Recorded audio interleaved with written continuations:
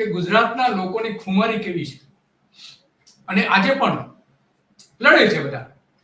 સરકારના ભલે ગમે તેટલા જુલમ હોય, ગમે તેટલા અત્યાચારો હોય, પોલીસનો ભલે ગેરઉપયોગ કરતા હોય, છતાં પણ લોકો લડે છે અને વિજય પણ મેળવે છે. એ હમણાં જ આપણે જોયું ટાટા કેમિકલ્સ સામે દ્વારકામાં એક જ ખેડૂત લડતા હતા.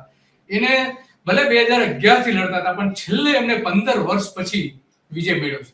તો અત્યારે જે લડત ચાલી રહી છે ગુજરાતના ખેડૂતોની ગુજરાતની સૌથી મોટી લડત છે વીજ કંપનીઓ સામેની, કે જે પોલ નાખી રહી છે, વીજળીના પોલ નાખી રહી છે, કેબલ નાખી રહી છે અને કોરિડોર સામે ખેડૂતો વિરોધ કરી રહ્યા છે. કારણ કે એ જ્યાંથી પણ વીજ લાઈન પસાર થશે એ બધા જ ખેડૂતોને પોતાની જમીનમાં ઉત્પાદન બિલકુલ મળવાનું નથી, જમીન ગુમાવવા બરાબર થઈ જવાની છે. તો એની સામે લડી રહ્યા છે. અને હમણાં જ 2 દિવસ પહેલા જ અદાણીની કચેરી સામે, અમદાવાદની જે અદાણીનું કોર્પોરેટ હાઉસ છે એની સામે જઈને ખેડૂતોએ વિરોધ કર્યો અને પોતાના લગભગ 5000 જેટલા ખેડૂતોએ તો ત્યાં આવેદન પત્રો આપ્યા છે. ને અત્યાર સુધીમાં ઈમેલ સહિતના લગભગ 10,000 જેટલા ખેડૂતોએ અદાણી સામે વાંધો ઉઠાવ્યો છે. 3 નંબરની વીજ લાઈન જે નીકળી રહી છે, અગાઉની બે વીજ લાઈન માટેની સરકારે મંજૂરી આપી હતી, પણ આ 3 નંબરની મંજૂરી સરકાર આપે એ પહેલા ખેડૂતોએ વિરોધ કર્યો હતો. અને એ મકરબામાં આવેલી અદાણીની કચેરી સામે શું થયું એ બધી જ વિગતો આપને જણાવવાના છે ખેડૂત સમાજના ગુજરાતના જે પ્રમુખ છે રમેશભાઈ, તો એ આપને જણાવવાના છે બધી, કે ત્યાં શું થયું હતું, શું નહીં, આ બધી જ વિગતો આપને આવવાની. રમેશભાઈ, તમારું સ્વાગત છે ગુજરાત રિપોર્ટમાં. રમેશભાઈ, તો ત્યાં શું થયું હતું અદાણીની ઓફિસમાં એ થોડી વાત કરશો? કારણ કે શરૂઆતમાં તો ખેડૂતોએ ના પાડતી હતી, અમે તમારી ચા પણ પીવાના નથી, તમારો નાસ્તો પણ કરવાના નથી, અને ત્યાં તમારા સ્વાગત માટે પણ ઘણી બધી તૈયારીઓ કરી હતી. તો શું થયું તેની વાત કરશો? ભાઈ, જે દિવસે અમારી અગાઉ જે કચ્છના ખેડૂતો જયારે અદાણીની કંપની પર જયારે વાંધાઓ રજૂ કરવા ગયા હતા, ત્યારે અદાણીની ઓફિસમાં એ લોકોને ગુસ્સો બી લીધા હતા ને કોઈ પણ જાતનો વાત સાંભળતા ન હતા.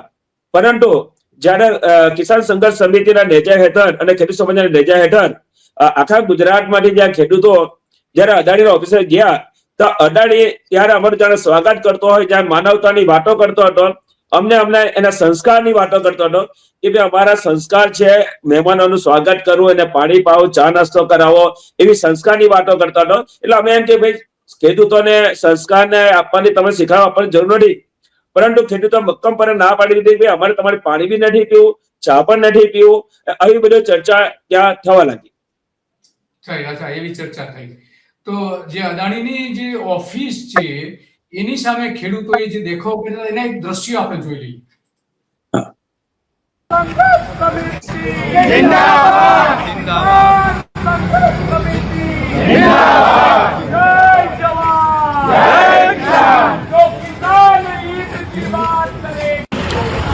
છે ને રેલો બરોબરનો આ વાંઢિયાથી લડાઈ ચાલુ થઈ ક્યાં સુધી પહોંચી ગઈ? જો અદાણી સાહેબ શું કહેતા હતા, કિસાનો સે ક્યાં હો જાયેગા?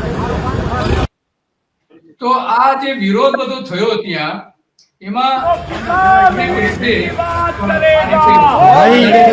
રાજ કરેગા, વહી દેશ पे राज करेगा, जय जवान जय किसान,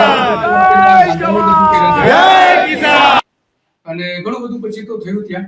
તો પછી શું થયું? તમે કઈ ત્યાં રજૂઆતો કરી ખરી?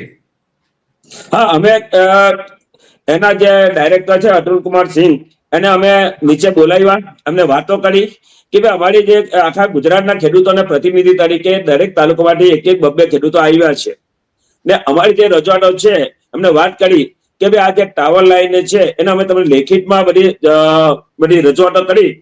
અત્યારે તો અદાણી બધી લોકો હલાવીને બધી જ વાતો કરતા હતા કે અમે તમારી વાત માનીશું, આમ કરીશું, તેમ કરીશું. એટલે અમે આખું લગભગ ઘણા મુદ્દાઓ અમે લેખિતમાં દિલીપભાઈ આપ્યા છે અને રજૂઆત કરી છે. ને જો અમારી રજૂઆતને વાત ધ્યાનમાં નહીં આવશે તો અમે સરકારને એમ કહેવાના છે કે ભાઈ જે ઇલેક્ટ્રિસિટી એક્ટ 2003 164 મુજબ જે એને કામગીરી કરવાની જે લાયસન્સ મેળવવા માટે ગયા છે, એ વાત અમારી ન માને તો અમે સરકારને 2 થી 3 દિવસમાં ફરીથી અમે એક લેખિત આપવાના છે કે ભાઈ લોકો લાયસન્સ આપતા પહેલા ખેડૂતોને સાંભળો ને આ લાઈન કોઈ બી હિસાબે નાખવી ન જોઈએ. જો તમારે લાઈન નાખવી હોય તો કોસ્ટલ વિસ્તાર છે ત્યાંથી લઈ જાઓ, કાં તો પછી તમે જમીન સંપાદિત કરીને ખેડૂતોનું બજાર કિંમત 4 ગણી રકમ ચૂકવીને તમે આ લાઈન નાખી શકો છો, એવી અમે રજૂઆતો કરી. બરાબર છે. તો તો રજૂઆતમાં પછી તો આમ તો કુણું વલણ જોવા મળતું હતું આ વખતે. આની પહેલા તો જે ખેડૂતોને ત્યાંથી દૂધકારીને કાઢીને મૂકવામાં આવ્યા હતા, જ્યાં મોરબીના કેટલાક ખેડૂતો ગયા હતા ત્યારે કાઢી મૂકવામાં આવ્યા હતા. તો આ વખતે થોડું નરમ વલણ પડ્યું એવું દેખાઈ રહ્યું છે. તો તમને લાગે છે કે આ ચૂંટણીના કારણે આટલા બધા નરમ પડી ગયા છે? ચૂંટણી પતી ગયા પછી એ જ તમારી પોલીસ મોકલશે, એ જ તમારી સાથે પકડીને પોલીસ સ્ટેશન લઈ જશે અને બળજબરી પૂર્વક આ થાંભલો નાખી દેશે, એવું કરે એવી શક્યતાઓ ખરી? દિલીપભાઈ, એક વસ્તુ છે, એવી શક્યતાઓ દિલીપભાઈ, એક વસ્તુ છે કે એ જે અગાઉ જે ખેડૂતો ગયા હતા, ખેડૂતો ઇન્ડિવિજ્યુઅલ 2-3 ખેડૂતો અને કે અમુક ગામોના ખેડૂત ગયા હતા. અમે લોકો જે ગયા હતા એ કિસાન સંઘર્ષ સમિતિના નેજા હતા અને આખા ગુજરાતના પ્રતિનિધિઓ ગયા હતા. સ્વાભાવિક છે, સંગઠિત થઈને લહેરો તો ભલભલા ઝૂકવું પડે, ઝૂકતી એ દુનિયા ઝુકાને વાલા ચાહીએ. એટલે તે દિવસે અદાણી અમારી વાતો સાંભળવા લાગ્યો ને આ જે પોલીસની સ્વાગતમાં હતી, આ જે અદાણી સ્વાગતમાં હતો, અમને ખબર જ છે કે આ જ પોલીસ, આ જ અદાણી જબરજસ્તી ખેડૂતોના ખેતરમાં એ કરશે. ચૂંટણી આવી છે એટલે સ્વાભાવિક છે કે એ લોકો તો નરમ વલણ અપનાવશે. પરંતુ ખેડૂતોને નક્કી કર્યું છે કે આવનારા દિવસોમાં જે આપણે અત્યારે ગ્રામ પંચાયતોની જે ચૂંટણી છે, પંચાયતોની ચૂંટણી છે, એમાં સત્તા પક્ષને ગામમાં ન ઘૂસવા દેવા અને મત ન આપવાની વાતો બી ખેડૂતો કરતા હતા કે ભાઈ જ્યાં સુધી અમારે આ વાતનો નિકાલ લેવા ત્યાં સુધી કોઈ બી સત્તા પક્ષે અમારા ગામમાં આવવું નહીં, એવું ત્યાંના ખેડૂતો બધા ચર્ચા કરતા હતા. બરાબર, ચર્ચા કરતા હતા. તો ત્યાં જે રજૂઆતો કરી હતી એ પણ આપણે જોઈએ કે કયા પ્રકારની રજૂઆતો બે ફોર્મ ભરે છે ને બને છે. ये थोड़ा सा आप स्वीकार करिए और बाकी हम આ लोग સ્ટેપલર વાળો આ લઈ લે, स्टेपलर करेंगे. હા કરેલો છે એ લે, તો 5,000 જેટલા ખેડૂતો 7 પાનાનું છે. રાઈટ. હા,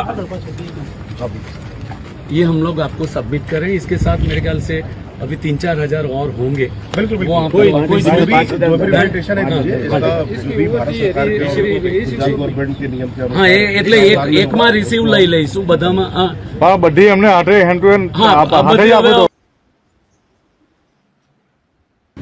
रेडी करके हम लोग लाए हैं. ठीक है. हम आपसे विनती करते हैं कि आप हमारे ऑब्जेक्शंस ले लीजिए. ठीक है, और बिल्कुल. ऑब्जेक्शंस के ऊपर जो भी मतलब बाय रूल जो प्रोसीजर करनी है, correct. और इलेक्ट्रिसिटी एक्ट 2003 के जो प्रावधान है, टेलीग्राफ एक्ट के 16(1)(2)(3) के जो प्रावधान है, उसके लिए क्योंकि गवर्नमेंट में आपको अभी जाना है, वहाँ से परमिशन Correct, लेनी correct, correct, है. correct. तो ये एक फर्स्ट हमारी जो क्या बोलते हैं कि हमारी फर्ज थी कि आपसे इस बात से हम लोग वाकिफ कराएं कि ये जो लाइन आप लेके जा रहे हैं उसमें हमारे ऑब्जेक्शंस है. हमारे 2-3 ऑब्जेक्शंस है. एक तो जो आपने रूट सिलेक्ट किया है, इसमें तो आपने टेंटेटिवली Correct, ये correct. रखा है कि हम लोगों ने अभी तक कोई वहाँ कोऑर्डिनेट्स वगैरह लिए नहीं है. गांव के मतलब के आइदर सर्वे- साइड से या बीच में Correct, से जा सकता है. बिल्कुल. हमको तो पहले ये चाहिए कि वो कोऑर्डिनेट्स वाले जो है वो क्योंकि आपने लिखा था कि आप वहां से आप ये जो मैप है वो ऑब्जर्व कर सकते हैं, आप ले भी सकते हैं.